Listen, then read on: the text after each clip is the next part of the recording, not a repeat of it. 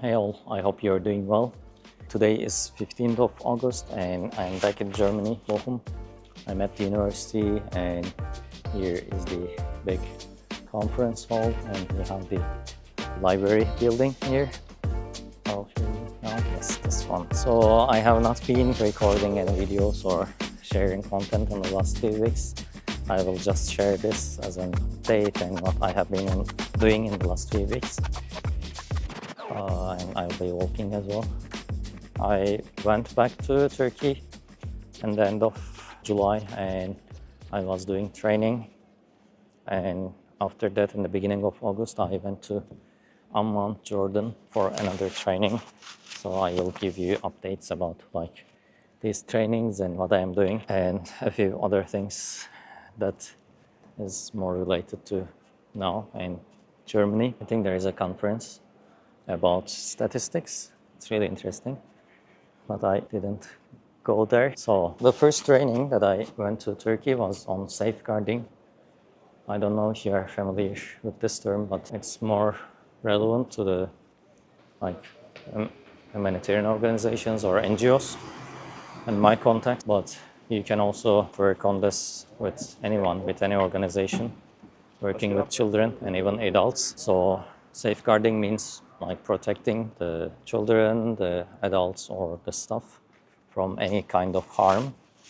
This can be either intentional or unintentional.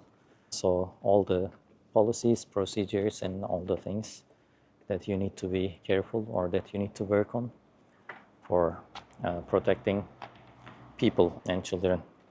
So I was delivering a training for Save the Children partners.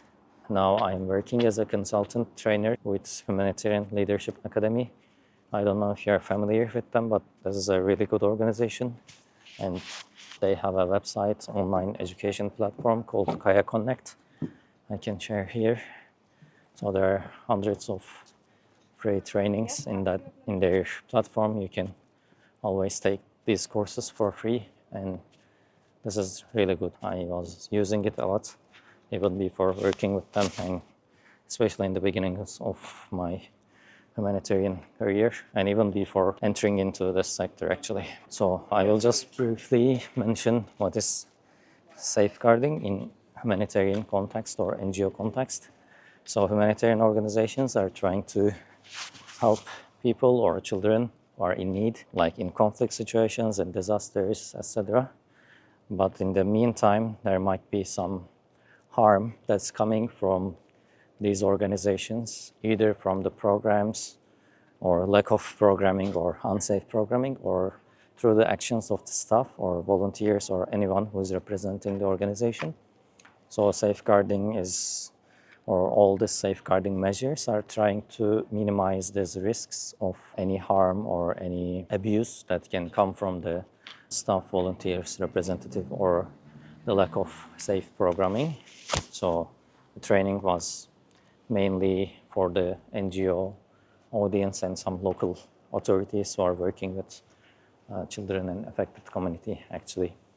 So this is what I do. I'm a consultant slash trainer right now, and I'll be doing some other trainings in the next few months.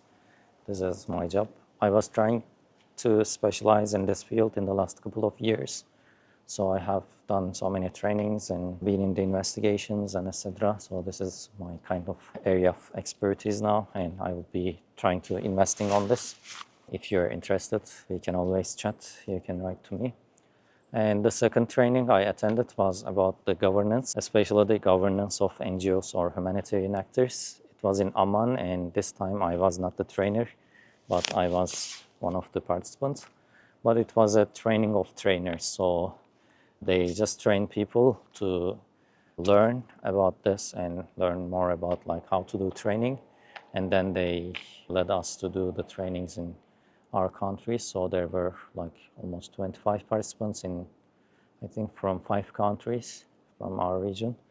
So it was a great experience, and it was my first time in Amman, Jordan.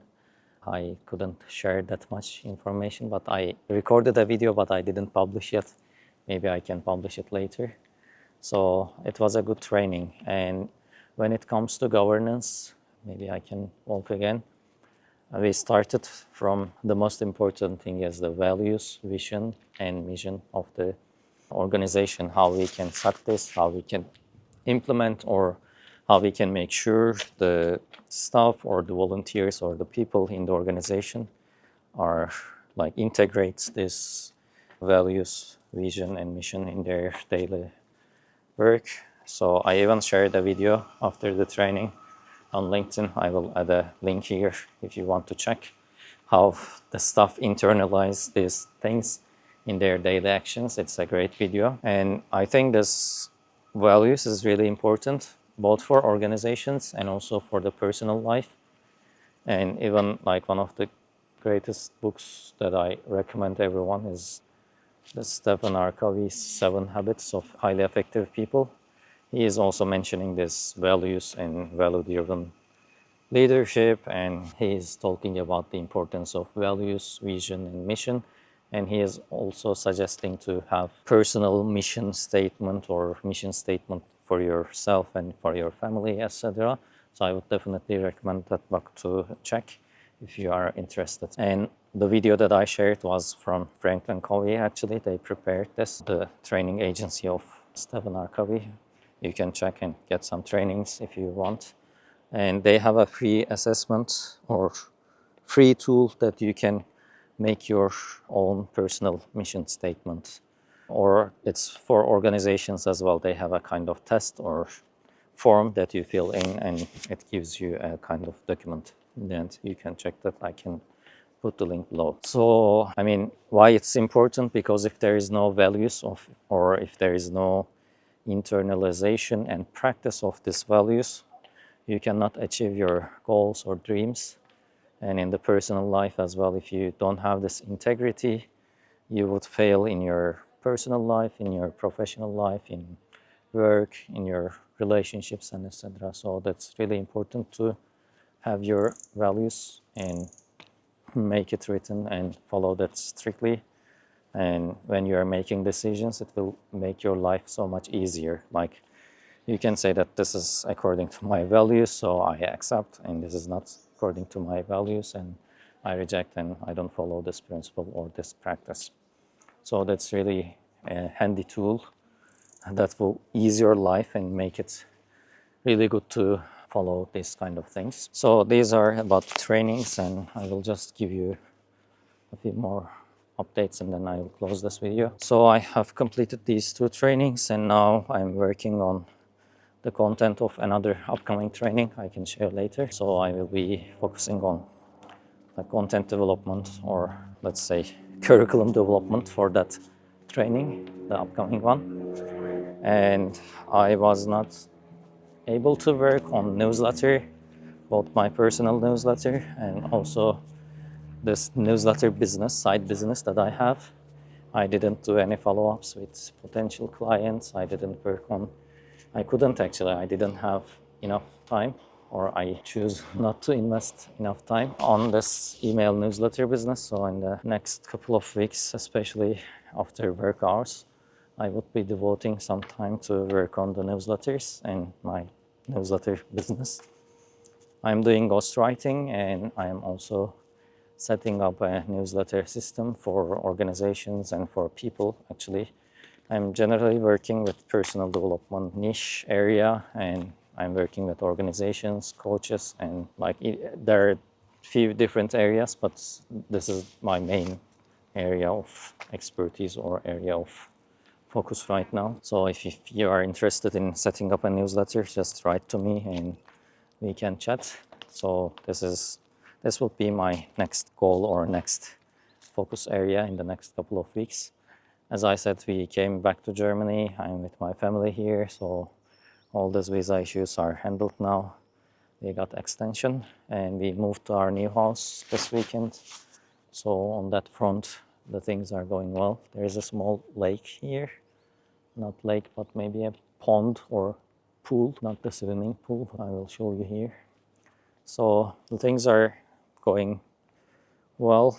I just need to focus on this newsletter thing and trying to make some sustainable income from that, and I think I will be really good. And for my studies, I completed my courses. Now I count this consultancy training job as my internship. It's my third semester thing.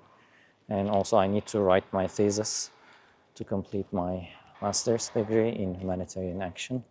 So my next focus would be working on the thesis.